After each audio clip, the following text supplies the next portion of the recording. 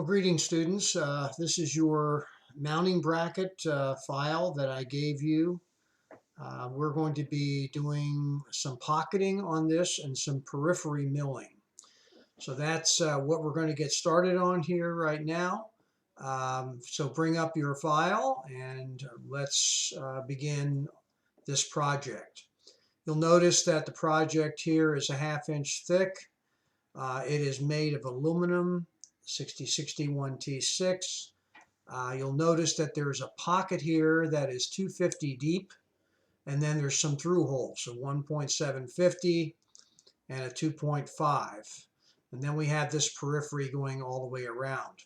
So let's get started first of all with just getting our layers correct so that we have our layers the way we should.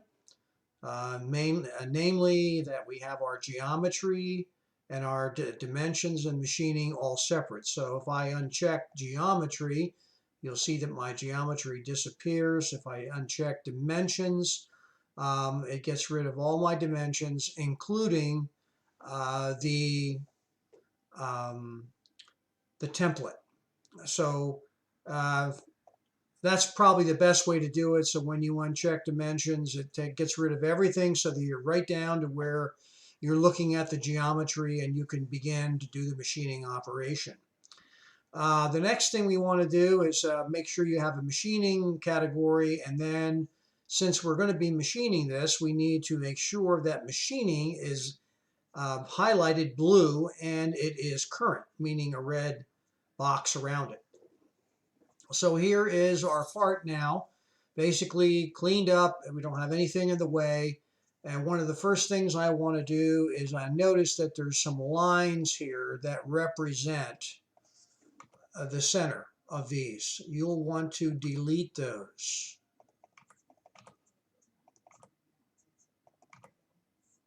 And the reason why we want to do that is because that's really not a true center with just two lines.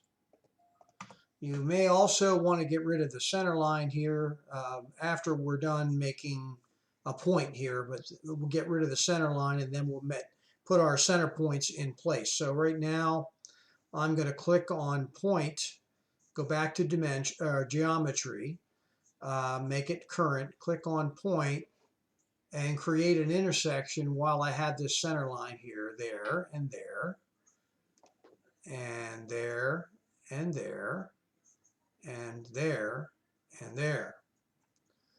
And then we'll do the circles next. So if we have snap on here, we can just hover over each of these holes that we got rid of the lines, and you'll see a white center point, as you see here in my screen, and that will take care of that. These already have center points down here, so that's fine. The only other thing we don't have is a center point in the middle of this circle.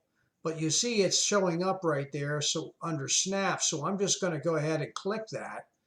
I won't even need to get rid of the center line at this point because it showed me where the center is. So at this point, I can go ahead and save this as I have it.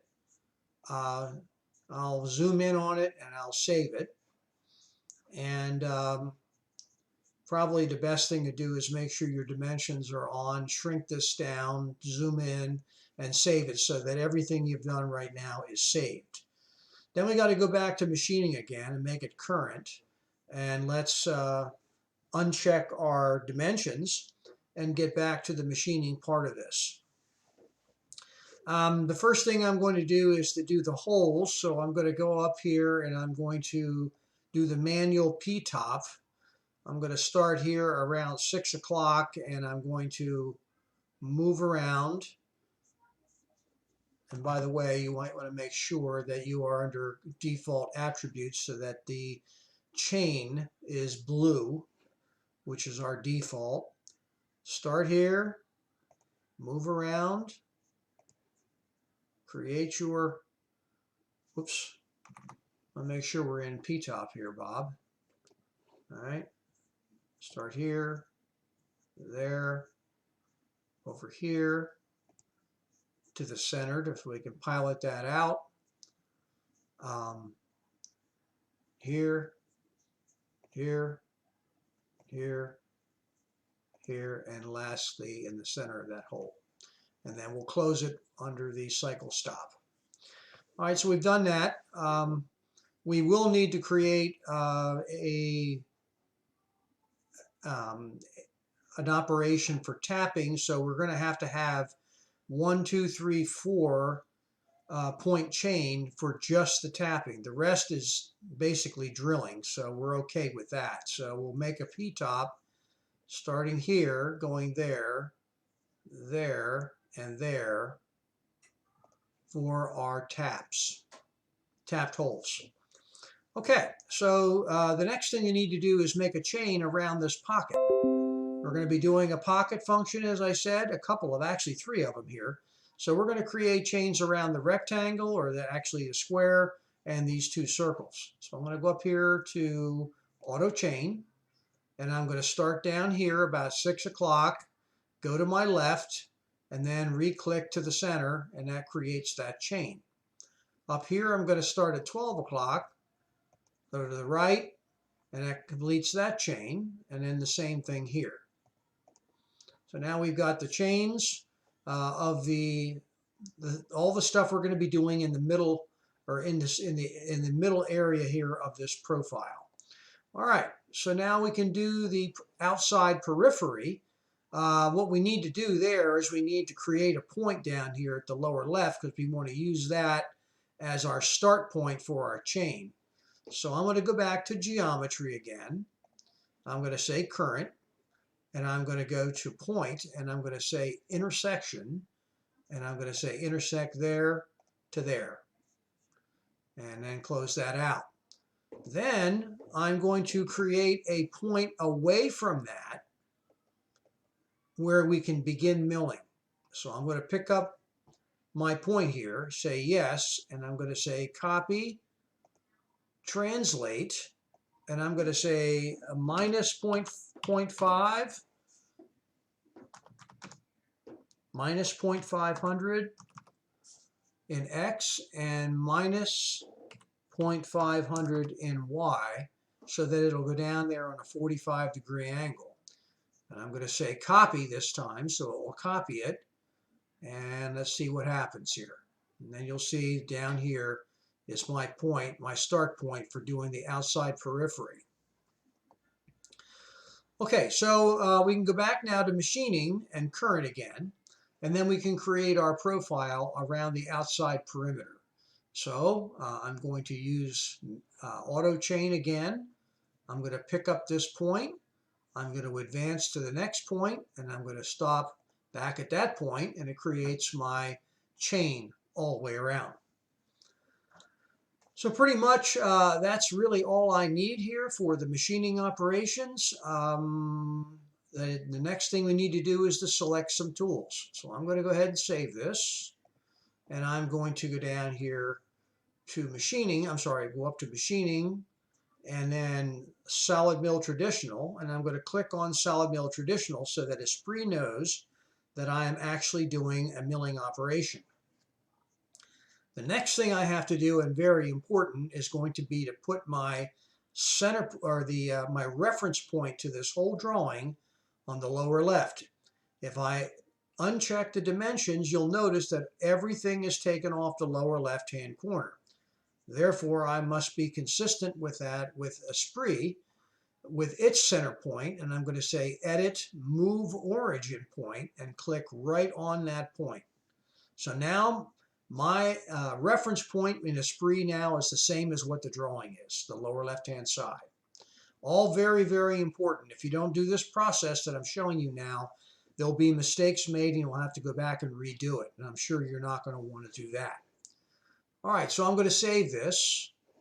And at this point, we need to select some tools. So I'm going to go down here to Tools, my second icon in my Project Manager. I'm going to hit Open, and I'm going to go to Drilling Tools first. And I'm going to say Open.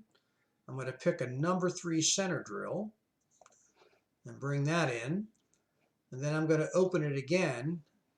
And notice that we have a 5/16 diameter hole here, and we have 3/8 holes here, which take a 5/16 drill, tap drill. So that's kind of convenient. So we'll go ahead and pick up a tool that will help us with that. So I'll go up here and I'm going to say open, and I'm going to look for a 312 high-speed steel drill, and that's tool number 2. So that would mean that we would center drill all of these, and then we're going to drill everything that requires a 5/16 drill, which would be all these holes, and then we will create a tap. So the next tool we're going to need is a tap, and it's going to be a 3/8. So we'll go into drill again and look down here for a 3/8 tap right there. And you notice that it's not assigned at this point, so I have to go in here and double click on the tool. And then I need to put 3 in here. It's tool number 3. And I want to make sure that my positions are home, home, and home, as always. This is going to be head, and we want to make sure that we have the Z plus here, as we've discussed in past projects. So that looks good there. Now we want to do the extension. So this is 2.0.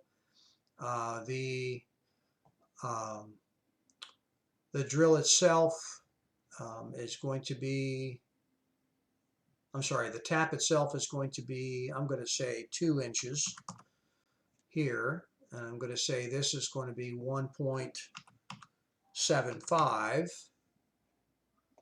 And it's going to be a cylindrical tap. Shank diameter 375. 1.750, it remembers that. The cutting length here is probably going to be 1.5. All right. So the tool diameter is 375. The pitch is 0.62. It's 3/8. Take your calculator and calculate that out. And if you put in 16 inches in here, Fred unit, it'll come out to 0.625. Esprit does that for you. And then our cutting length again is 1.5. It's a 2-flute spiral point tap. And this is 375 shank. And we're going to say OK. So all that is done. So now we have 1, 2, and 3, which is going to take care of our holes. The next thing we want to create is a 3/4 inch end mill, as discussed, for the outside periphery and the pocketing. So we're going to go back here and click on Tools up here. Click on Milling Tools, and then scroll down till you see the 3/4 inch finishing end mill and say Open. This tool is going to be tool number 4. So we'll go in here and we'll double click on this. We'll make sure everything's okay.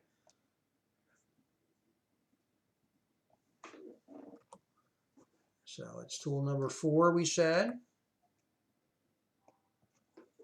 All right, tool number 4. Going on clockwise, 100 thousandths initial clearance, that's all good. Home, home, and home is good. This is good here. Our 2-inch diameter is good here. 3-inch, probably be pretty close. And then sticking out 1.75. 3/4, 1.75. And the flute length is probably going to be about 1.5. And then our actual cutting edge is still 3/4, 1.5, 4 flute, 3/4 shank, sticking out 1 3/4. Okay. So basically we have our tools created here that we're going to need for this project. So we're going to get started right away with doing our pockets. Our drilling and tapping. So we'll start out with our center drill. So we're going to pick, and by the way, I mentioned to you in times past that you can go in here to under the features category here and pick the chains. You'll notice that the chains are labeled here. You can see them pop up. You'll know which one you want. That one's going to cover all of the holes, so that would be the one we would select for center drilling.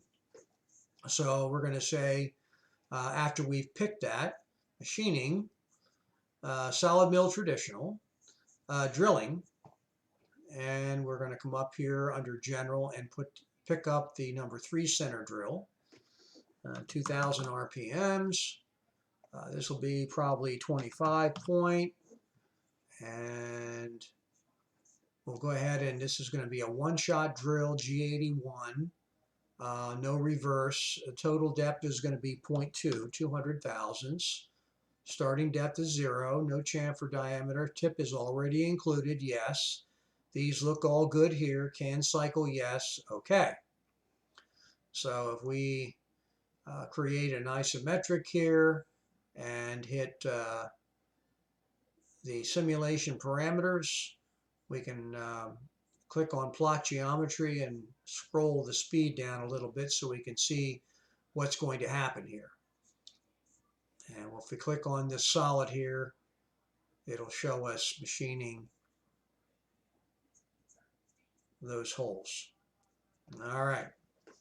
The next thing we want to do is create our drilled holes. So we'll save this. And we're going to pick the same chain as we did for the center drill.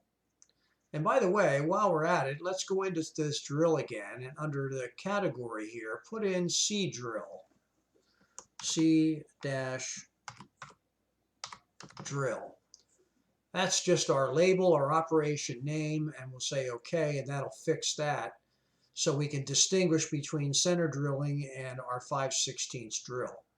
So we're going to pick up the chain again, this P-top right here, and say machining, solid mill traditional, and we're going to say drilling this time again. And this time it's going to be just plain drill. If you want to put 312 or 0.312 drill, you can if you wish. I'm going to pick up the 5/16 diameter drill. I'm going to say 1800, and I'm going to say 25 point for the feed. This is going to be a pecking operation, so we want to have 100 thousandths first peck, and then sequentially 100 thousandths after that. Our total depth is going to be, well, our part is 1/2 inch thick. We know that, right? So we want to go at least 500, but it's going to be more than that because we have to account for the tip of the drill. So let's just say that we'll go down there, let's say 0.600. And tip included, yes. Full clearance, these are all the same as before. Everything looks good, okay. So at this point now, if we simulate this, we're going to have our center drilling and our drilling.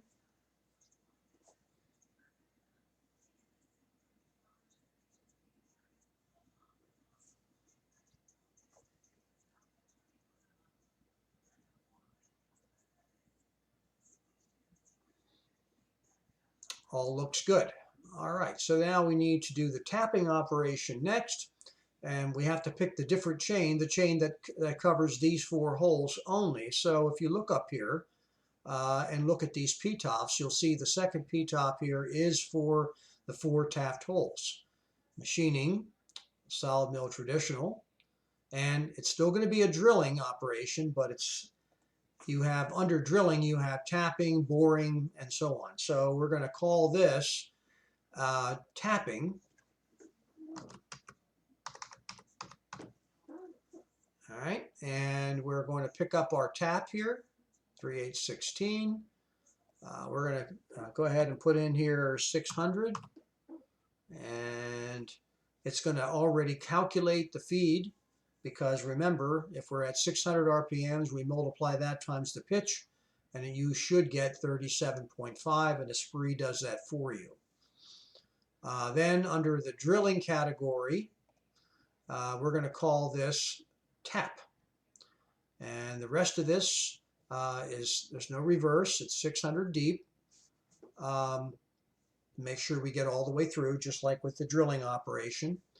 Probably going to be about 650 though for tapping, because a tap lead is a little bit more than a drill's lead. Starting depth is still 0. Tip already included, yes. This all looks good. Can cycle, okay. So then if we go ahead and check this out, I'm going to speed this up just a little bit until we get to the tapping operation. And then I can slow this down here and single point it. There's 1 tap, 2, 3, and 4. And that's it. So we're good there. So we'll go ahead and save this. And go back to our project manager here and see that we have a tapping, drilling, a center drilling, and tapping operation. All right, now we're ready for the pocketing function. So we're going to start out with the round circles here first, and then we will do the square pocket next. So let's start with this one right here. So we'll click on this. And notice that our chain is going clockwise here. It's not going to really matter for pocketing so much. And I'll show you what I mean. If I go in here to machining now, and solid mill traditional and pocketing, you will see that there will be some things that we need to fill out here, actually quite a bit. First, and pocketing, by the way, is a pretty powerful function in Esprit. It's going to allow you to do things that you could never do with contouring. So I'll show you what that means as we go on here. Under general, we want to say pocket here. It's not an open pocket, so it's pocket. We want a rough pass, a wall finish pass, and a floor pass. And the order should be rough, walls, and then floors. Now you have an option here of doing it this way or this way or this way. The way I like to do it is to rough the pocket out, then skim the walls, and then final finish the floors. That's the way I like doing it. And you're going to be using the 3/4 inch end mill, and you'll notice that it puts that in for all 3 operations. I could put a different end mill in there for those different operations if I wanted to do roughers and finishers. But for the sake of just showing you how to do pocketing, we're going to leave it all as the same end mill. Constant removal rate, no. Corner slowdown. Corner slowdown is when you're going around a corner like this. You want to slow down a little bit. We don't really need a corner slowdown here, but it's not going to hurt us if we leave yes there. The strategy is concentric out. So basically what you're saying is you're starting in the center and working your way out, and that's the way this profile is. And even the square profile's that way. So we're going to use concentric out as opposed to concentric in, as a one-way back and forth, left and right, as opposed to a zigzag, as opposed to a tricoidal or profit milling. This is truly the best way, where you're going from the center out when you're doing inside pockets. Morph mood, no. Spiral, no. We're not going to spiral this way out. Smooth, sharp corner, no. Extra moves, no. Full engaged, percent of feed rate, 100%. The total depth on this is 1/4 inch. We're going to be going down 1/8 of an inch per pass. And the starting depth is still 0. Our retract for eye depth is surface clearance, which would be 100 thousandths off the face of this part. Depth calculation varying. That means that if you have an off number, like if this was like 120 here, it would decide on how much it wants to take off for the 3. It actually would take 3 passes, and it would vary how much it would take. So it wouldn't go right off of what we have here, because we have varying here checked off. If you don't want varying, you say constant. Varying is fine. Machine priority region. We're going to be in a region here. This is a region, so we're going to say region as opposed to Z levels. And that would be pockets at different levels. So we're going to say region here. Wrap it above partial, yes. We're going to wrap it above the partial cuts that we make and then go back down when we do our incremental depth. The stock automation, no. Stay inside the feature, absolutely yes. Then pocket.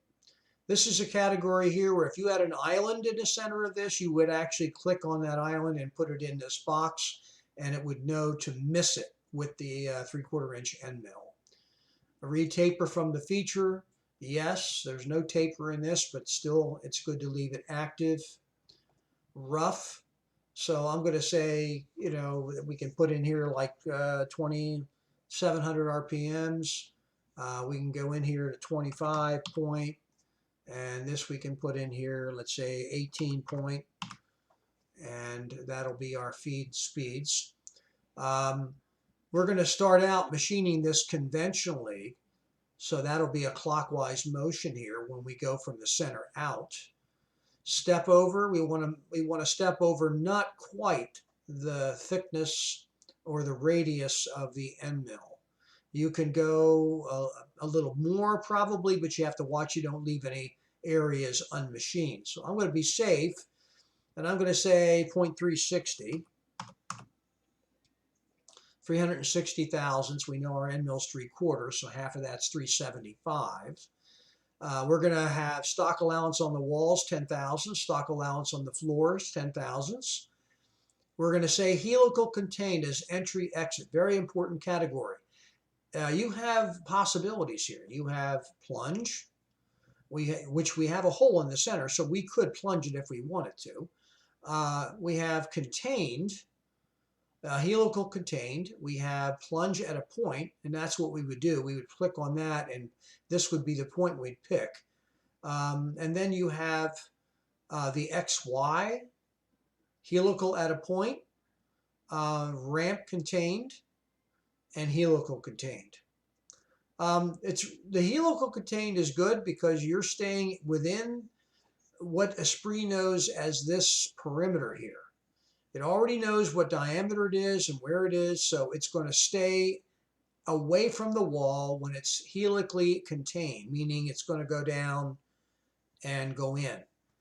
So we could say helical contained or helical at a point, and we could pick the center. Or we could just simply say helical contained, and it'll pick a spot on its own. So let's try that one to start out with. Minimum radius. We don't want a big radius when we go helically in here.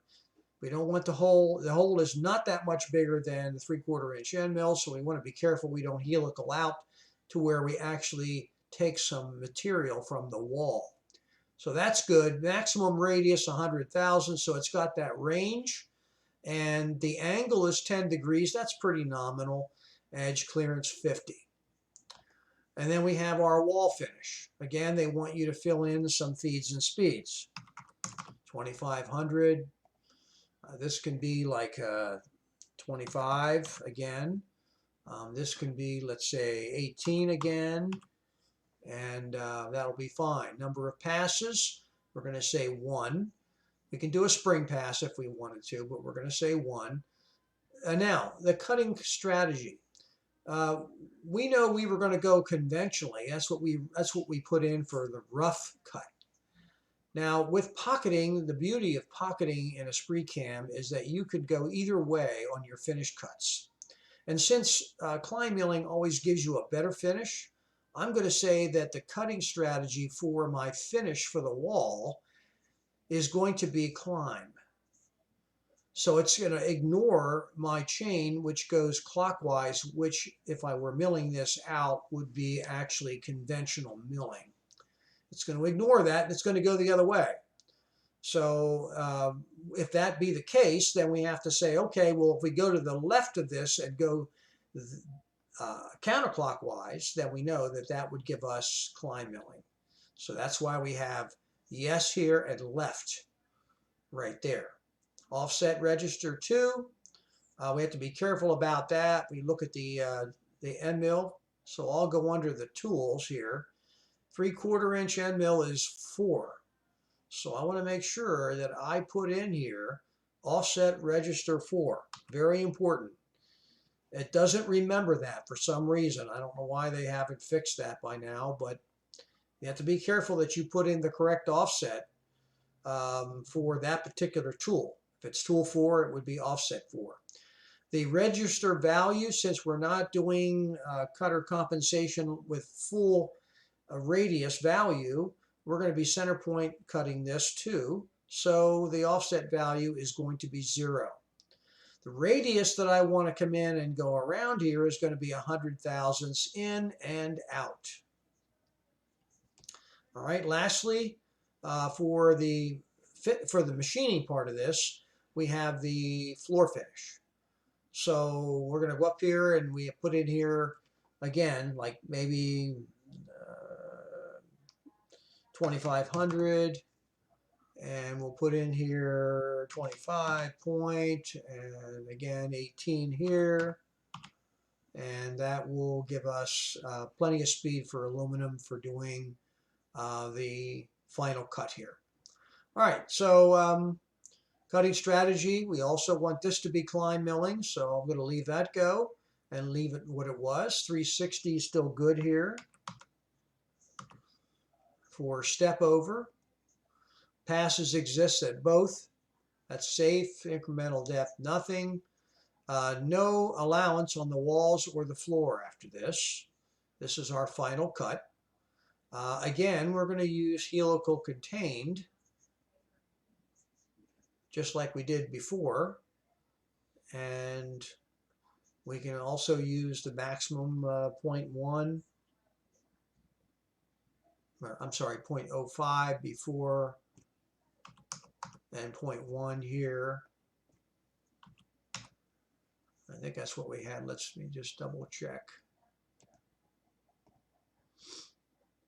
Well, 56, 50 thousandths is fine, then 100.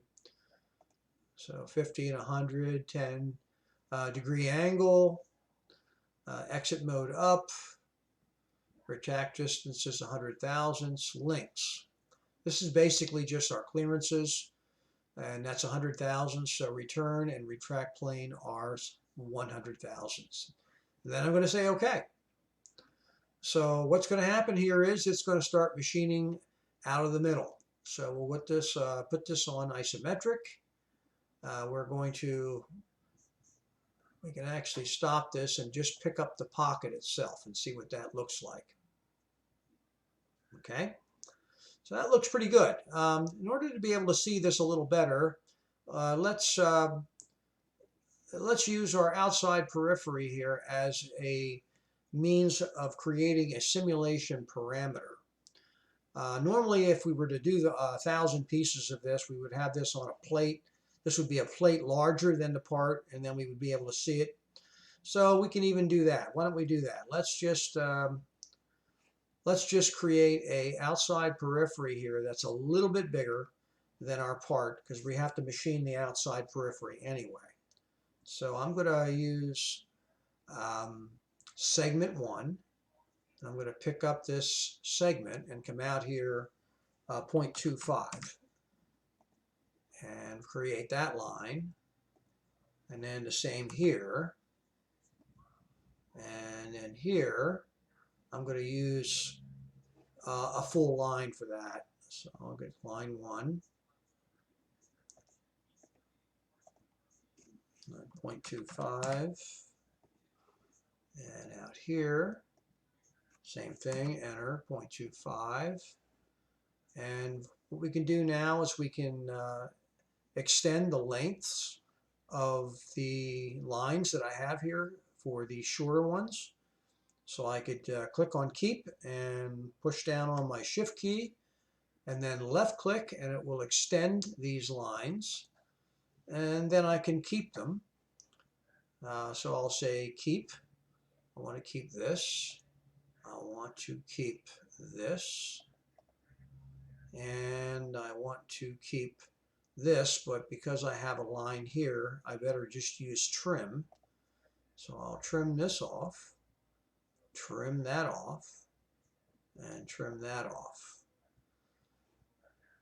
And lastly, trim that off. So now I've got a plate basically to make this out of that is somewhat larger, 1/4 inch per side, larger than the actual outside profile. And I'm going to go ahead and create a manual chain around this, okay, that will represent that plate. So now I can go into simulation parameters and I can choose that. once I have clicked on extrusion. Our part is 500 thousandths thick in the minus. And all I have to do now is just basically grab this select feature and pick that and say add, and you'll see stock 2 and say OK. So I should be able to see a little bit better now what's going on here. So let's go ahead and take a look at what we see. Let me slow this down a little bit. Here we go. Got our center drill, and you can see it's in there the way it should be. We're drilling our holes.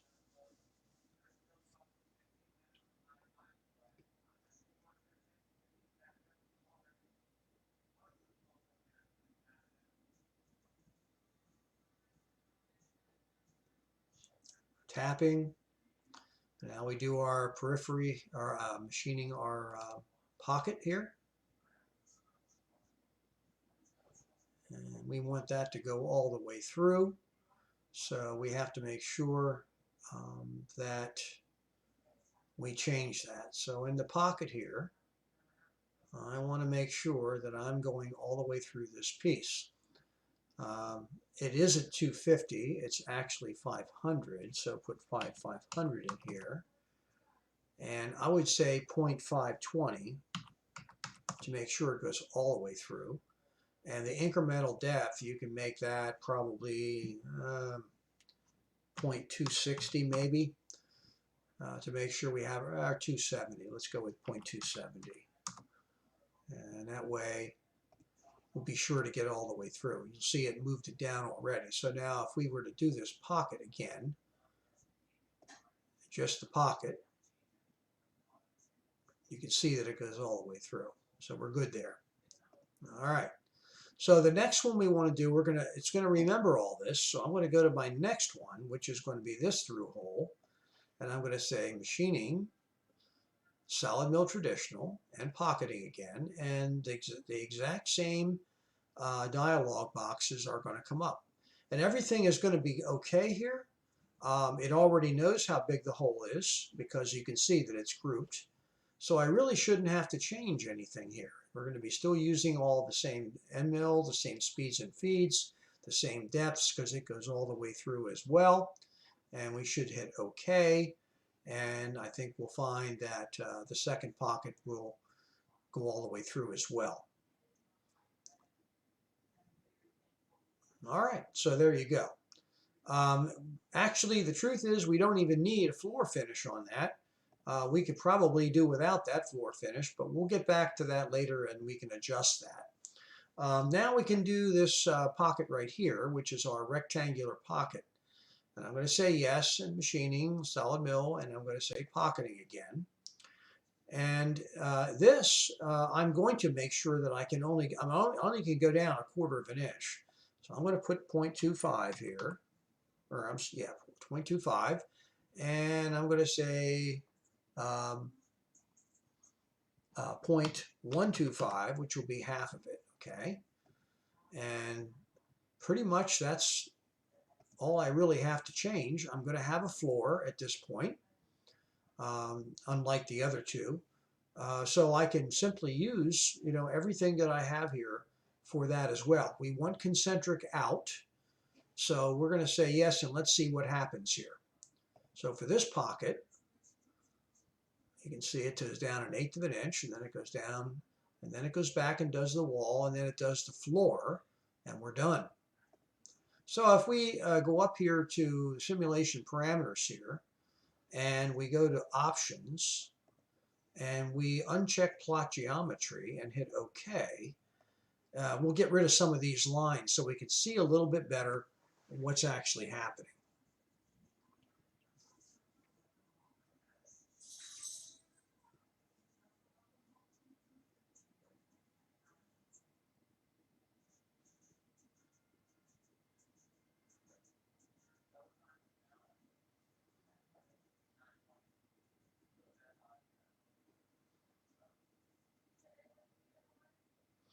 And there you have it. You got the whole piece for the pocketing.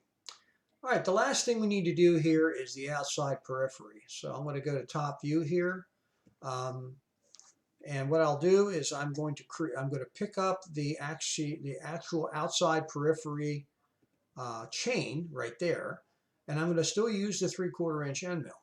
So I'm going to say machining, solid mill traditional, and I'm going to say contouring because that's what we're going to do this time. We're going to contour it. So I'm going to pick up the same end mill. I'm going to say 2500. Say 25 point here, and I'm going to say 18 point there. And you already know how to use contouring from the past experience. I'm going to say a number of rough passes, just one. Now, if I had a really thick wall here to go around, I could go and put 2 rough passes and it would just inch its way in. But just for the sake of speed here and expedience, I'm going to go ahead and just leave it at one finished pass. We're going to climb mill here all the way through this. We notice it's going to be following now our arrow. So our arrow is telling us we're going to be going clockwise, which would be climb milling. So I'm going to make sure that says climb. Our process order is width. We're going to be moving in on the width of this. We're going to leave 10 thousandths on for skim, final skim. Our total depth is 525 to make sure we get all the way through. 270 incremental. Retract for eye depth, none. Retaper, no. Cutter comp left. Left down here. Offset tool radius. Make sure it does say tool 4, which it does, and we're doing center point programming, so the value is 0. And then our final pass, which is going to be for the skimming of this, so it's 2500 again, and it's going to be 25 point, and it's going to be 18 point again, and it's going to be a climb milling operation, one pass, all roughs. After all roughs are done, the incremental roughs, we're going to do our final at a last Z level, which means at the bottom of the piece. And then we're going to say tricoil move known, trimming, collapse, tool blend no, look ahead on, and island collision skip, stay inside the feature. You don't have to stay inside the feature here, but that's not going to change anything. Clearances are still the same, down and over. So we're going to basically go down and then go into G40 left, cut it G41. And then we're going to come back and feed out G40 and then wrap it up. We're going to be using position here. You'll notice you have lots of possibilities here. My time is getting close here to needing to be finished, so I'm going to say we'll use position. And the arrow here, we're going to choose this point down here that we had created earlier for our entrance and exit. And then we're going to say OK.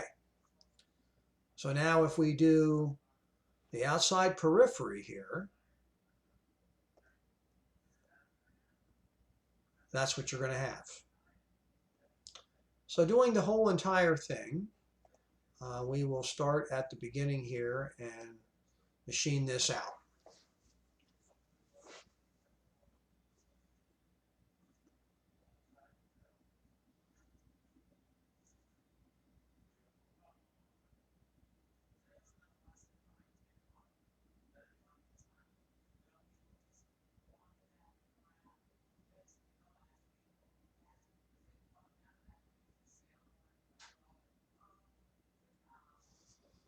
And there it is.